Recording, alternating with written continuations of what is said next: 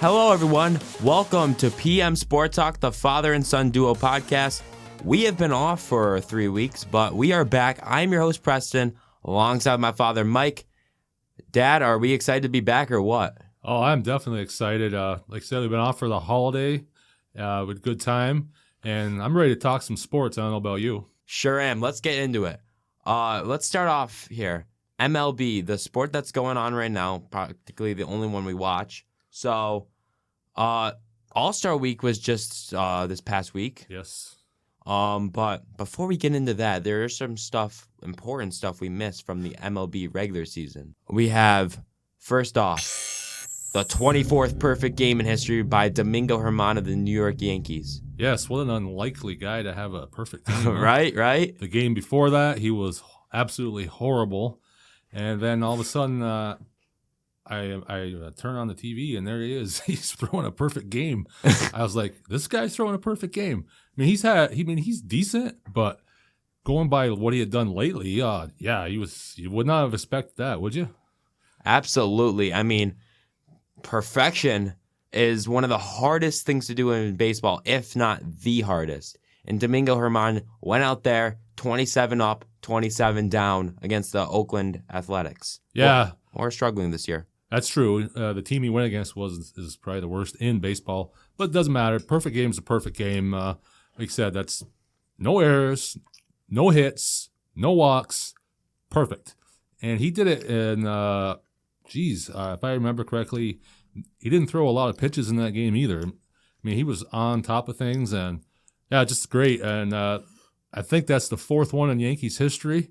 They seem to be there for these moments. It always seems to happen. Always seems to be a Yankee, doesn't it? Yeah. And even if it's not a guy like German, who's not a great pitcher, just an okay pitcher, always seems like it happens to be a Yankee pitcher that does these things. That's just the way it works out. It's funny like that. But yeah, what a great accomplishment for him. And that's probably the biggest bright spot of the Yankees season so far, which hasn't been all that great.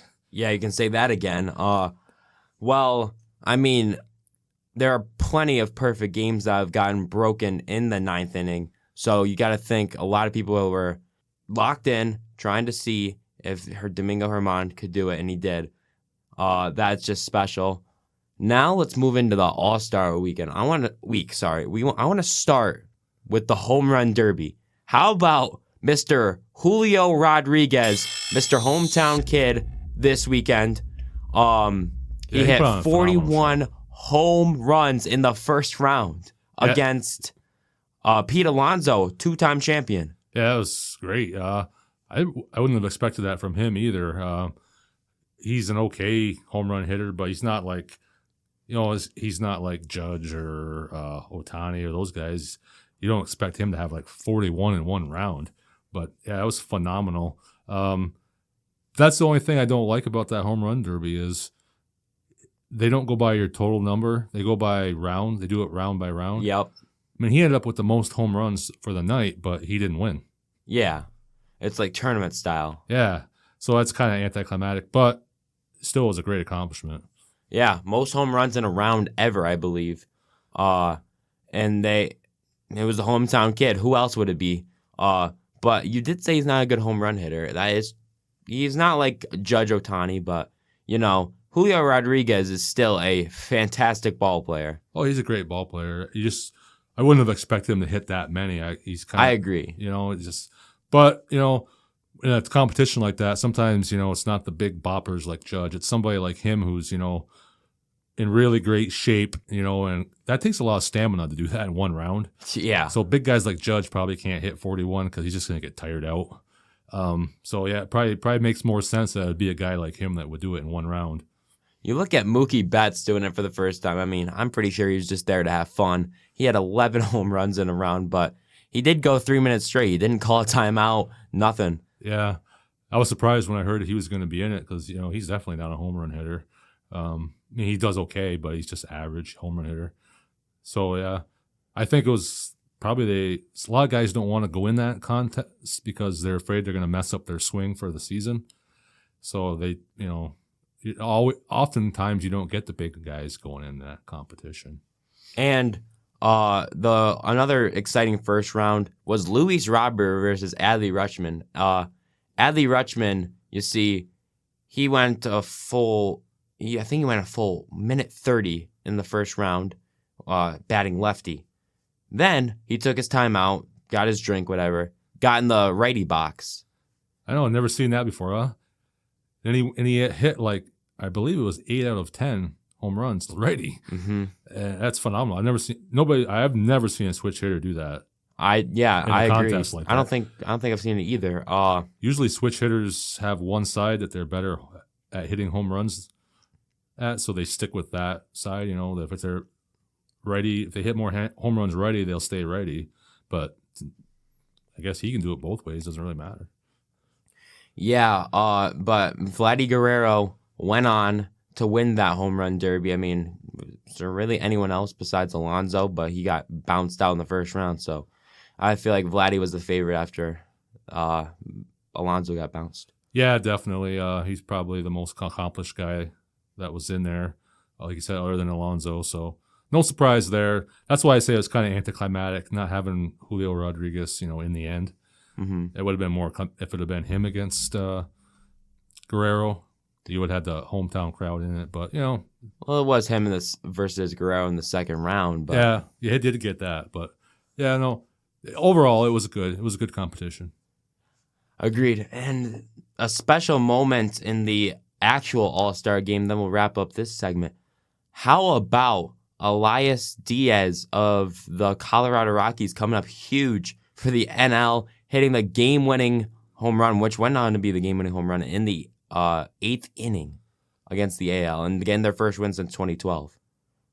Yeah, I was gonna say it's been a while since the NL's won this. It's always the AL, and yeah, it was a great, great home run for him. I have to admit I haven't heard much about him.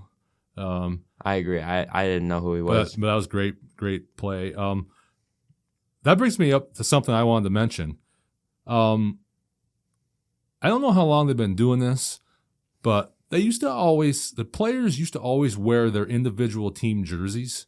Oh yeah. Now they've got them wearing all one jersey, and they have the little logo that actually says what team they're on, their regular team. Yeah.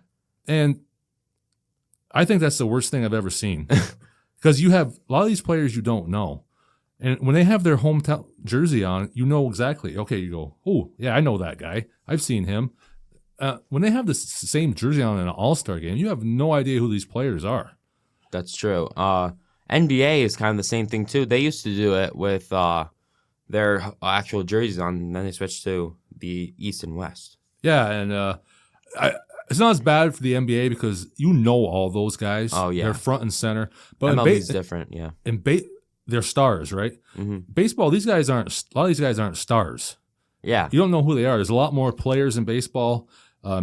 These guys could come out of nowhere to make an All-Star game, and you just don't know that much about them, especially for us on the East Coast and a lot of these West Coast guys. You don't know anything about them, and when they don't have their jersey on, it's like you're like trying to figure out, well, who's this guy? Who's that guy? And to me, I didn't care for it, and I've heard a lot of other people complain about the same thing, that they hated these jerseys. Mm-hmm. So I'm hoping there's enough pushback that MLB changes that going forward, because I just think it's a lot better with their jerseys. Even if they wore their regular caps, something. Yeah, the caps would be good. They just you couldn't even, like, there was one player there. What's his name? He used to play on the Red Sox. J.D. Martinez. There you go. He came up to bat, and I couldn't remember what team he got traded to. And I'm looking at his jersey, trying to figure out, well, if there's anything there that's going to tell me, or do I have to go on the internet and look it up? Finally, I saw the little logo on his shoulder, and I'm like, okay, I remember now who he got traded to. But if he would have had his jersey on, I'd be like, yeah, I remember that. But that maybe it's just me, but I just didn't care for it. Well, let's shift gears here. Now we are going to move into the National Basketball Association, the NBA. Free agency is here. It was here, but there has been some moves, some stuff that have been going on. I want to start off here with a local player who just recently got an extension. Isaiah Stewart, Rochester native, got a 4-year, $60 million extension from the Pistons, and it's pretty cool to see guys from around here succeed like that. That is pretty cool. I forgot he was from here, and yeah, that's great. Now he got an extension on his rookie deal. So when was he a rookie? Is he rookie this year? I believe he was rookie either last year, probably last year or 2 years ago. Yeah, that's great. That's good to see. Also, Thomas Bryant, another local guy. I believe he's just signed free agency to another team. He was on Denver. He was on Denver. He didn't play there much. Yeah. And he just signed free agency for another team. So a couple local guys, Rochester, making it big. I think Thomas Bryant deserves more playing time. He was solid on the Lakers. Even before that, he was pretty good on the Wizards. Yeah, he was good on the Wizards. Yeah, he's a backup, but he definitely should see a lot more time. He's productive when he's in there. So I think that's why he took free agency. He wanted to go somewhere where he's going to play more. Denver, he's probably not going to play a lot there with Jokic and that. So, yeah, it's a good move on his part. Yep. Also, NBA Draft 2. How about Brandon Miller? He has been looking awful in Summer League. Yeah, I tend not to pay a whole lot of attention to that stuff. But, when a player's not doing good at all, sometimes it makes you think, well, geez, is he going to be good or not? But oftentimes they're just getting used to this stuff, and it's all brand new to them. And when the actual season comes along, you'll see them pick it up, and they'll usually perform pretty good. But I can see why you'd be a little concerned. Actually, Wembanyama was horrible his first game too. So, and nobody thinks he's going to be bad. So, yeah, that's a whole nother story there.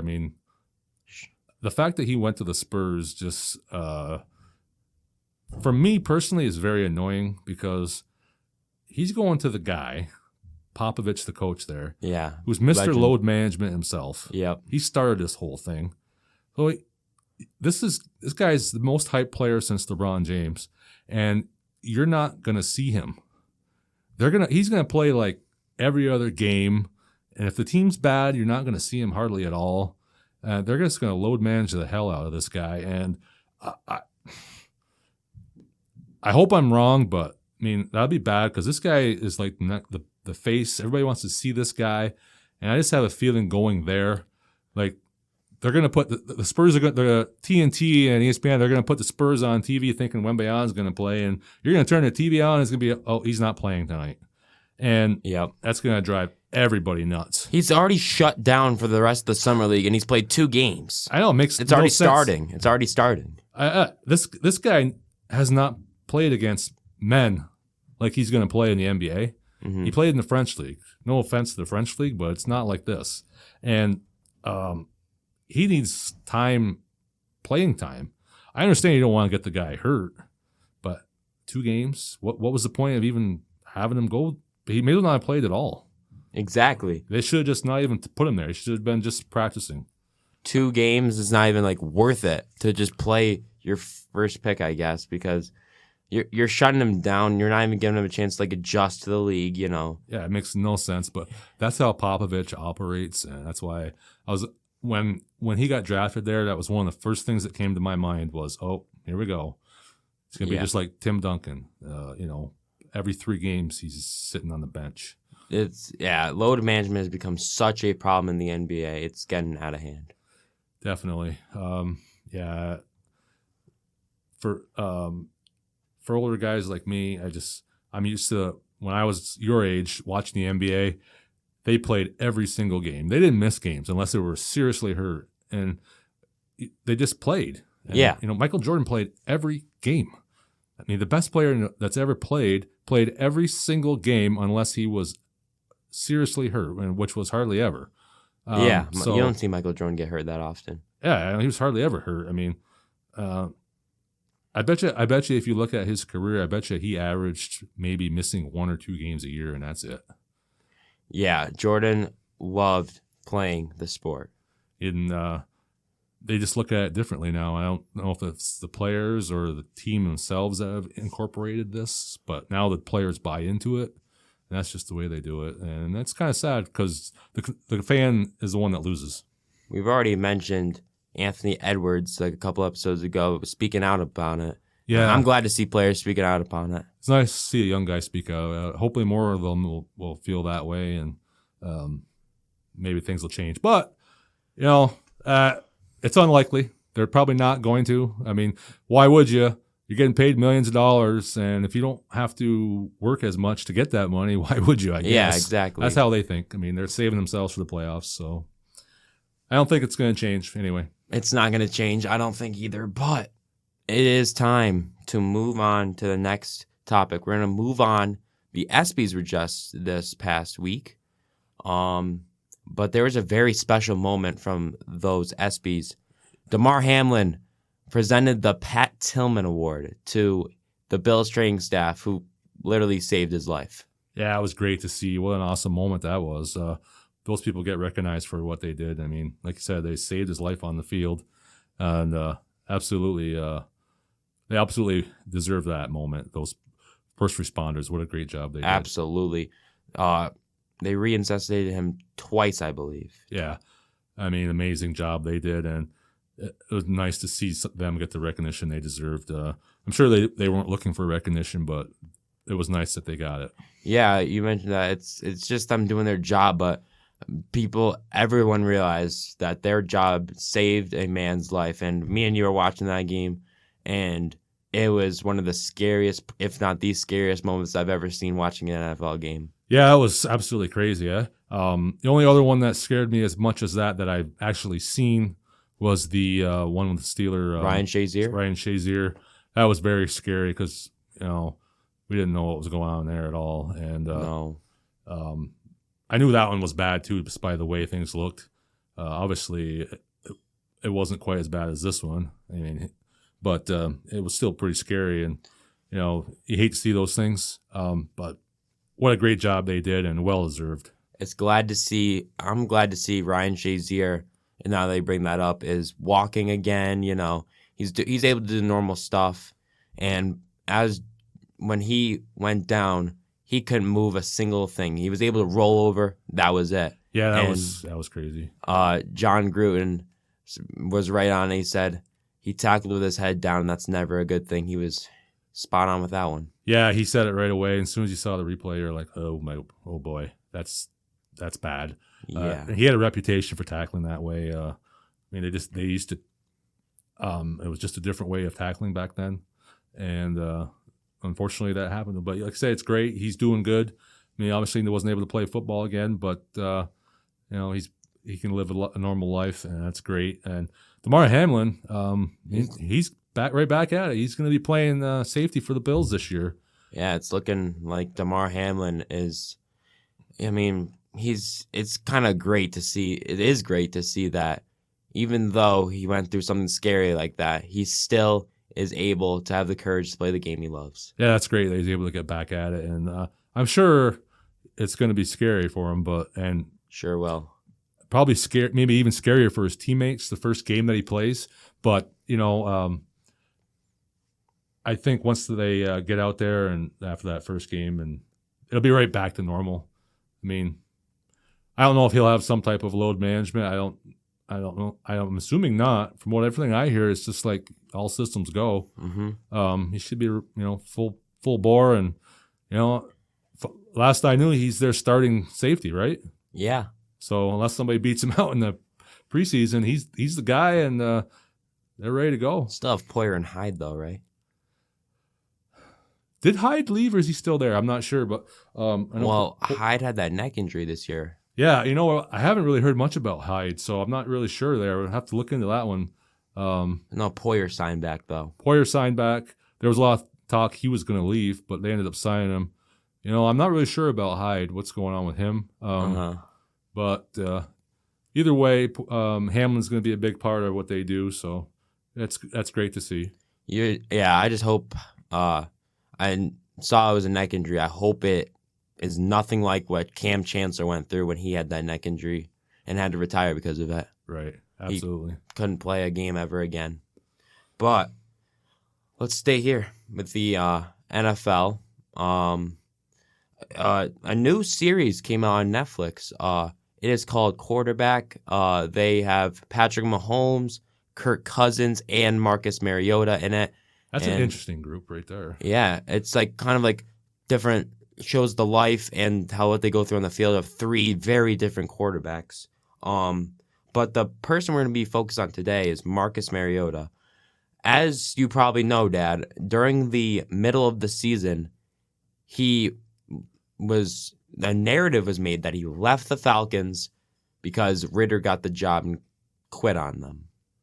But in the show, he was able to clear that up kind of and say what his part of the story. Also, Arthur Smith, the head coach at the time, said his part too. Marcus Mariota's newborn daughter was born on the bye week. A day later, Arthur Smith calls him in and says, we're going to give Ritter a shot. And because the playoffs are a long shot and we want to see what he can do. Mariota said, okay. And this is where it gets confusing. Disagreement starts. Marcus Mariota says the knee injury that he had, he got knee surgery for it when he got that news. But Arthur Smith says that's not what they talked about during that conversation. So the disagreement is still there, but Marcus Mariota is trying to clear the narrative and say, he said himself, I don't know why that narrative was made about me. Yeah, it's funny. Hard to know who to believe there. Obviously, they decided to go with Ritter, and it makes sense if he had his nagging knee injury, why not get it taken care of? I don't know why they haven't cleared that up. That's funny. It is funny. It's sometimes I have a hard time believing those in charge in the NFL. I don't want to say they lie, but they change, like you say, they change narratives to make the team look good and themselves look good. And quite often the player is the one that gets dragged down, and unfortunately, and it sounds like that's what's going on here. Well, now, Dad, it is time for our favorite part of this episode, Plays of the Week. And we are back with Plays of the Week. Great. Let's get started. I will start us off here. How about in the MLB All Star game, Elias Diaz steps up to bat, swing and a drive, and hits it out of the park to give the NL their first win since 2012. Great play on his part. Awesome to see the young guy like that win it for the NL. Awesome. I got one for you. It's Matt Olson of the Braves last night. Steps up to the plate, 0-0 score, bases loaded, and bam! He hits a grand slam, his 30th home run of the year. The Braves are flying. They have lost 4 games in like 2 months. They're just crazy. They are crazy. The Atlanta Braves, man, they are the team to watch right now. Our final play comes from Yankees-Orioles. It is 3-3. Harrison Bader comes up to the plate. One on first, one on second. A hanging breaking ball. Bader swings and drives it to deep left field, and he knew it. It was gone, and the Yankees went on to win in the top of the 9th. That was awesome. We were watching that game live. What a great play by Bader. One of the few bright moments of the season so far. Once again, one of the bright moments of the season. We're not used to this, folks, us Yankee fans. We're not used to this, but bear with us. Well, unfortunately, Dad, that is where we come to an end for this episode, but it was great to be back here after a big, long 3 weeks. Yes, this was awesome to get back in the swing of things, and hopefully next week we'll have some more great sports coming our way. Well, thank you very much, folks, for listening in to this episode of PM Sport Talk. We will see you next time on the next episode. Hey, if you like what you see, you can subscribe down below, and you can listen to our podcast at any time. And also, if you want to reach out to us, you can reach us at pmsporttalk@gmail.com. Also coming soon is a website. Thank you all for listening. Have a good one.